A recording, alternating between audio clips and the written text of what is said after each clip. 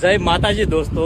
તો અત્યારે હું એવી જગ્યાએ છું ને, લગભગ તમે ભાગ્ય જ જોયું હોય તો, કારણ કે અત્યારે જે જગ્યાએ છે ને, એક દરિયાની વચ્ચે નાનો એવો ટાપુ છે અને આ એક મંદિર છે.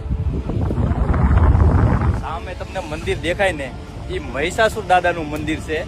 એટલે કે તમને વાત સાંભળીને નવાઈ લાગશે કે મહિષાસુર રાક્ષસનું મંદિર છે અને અહીંયા એમને પૂજા કરવામાં આવે છે, માનતાઓ માનવામાં આવે છે અને એમના ધારાકામ પણ થાય છે. અને ટાપુની ફરતે ફરતે પાણી જ છે. અને આ મંદિર તળાજા તાલુકાના મધુવન ગામની બાજુમાં આવેલું છે. કિનારેથી લગભગ 700-700 મીટર દૂર આવેલું છે.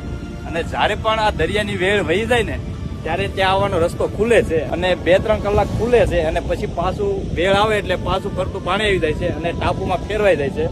મિત્રો ચાલો તમને હવે મંદિર બતાવું. દરિયાની વચ્ચે ટાપુ પર આવેલું છે એટલે અહીંયા પાણીની વ્યવસ્થા પણ નથી અને લાઇટની પણ વ્યવસ્થા નથી. અહીંયા મોટો એક ટાંકો બનાવેલો છે. વરસાદ વરસે ને ત્યારે જે પણ પાણી અહીંયા એકઠું કરીને આ ટાંકાની અંદર ભરવામાં આવે છે અને મંદિરની ઉપર સ્લેબ છે અને સ્લેબ ઉપર જે પાણી આવે ને એ ટાંકામાં ઉતારી દેવામાં આવે છે. આખું વર્ષ એ પાણી પીવા માટે ઉપયોગ કરવામાં આવે છે.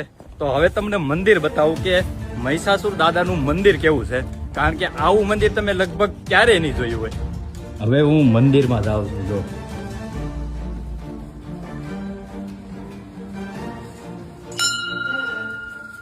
જય મહિષાસુર દાદા.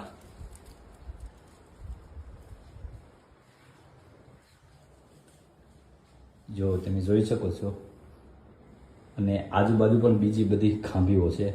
તો એ અલગ અલગ પ્રકારની છે, પણ આ મહિષાસુરની ખાંભી છે.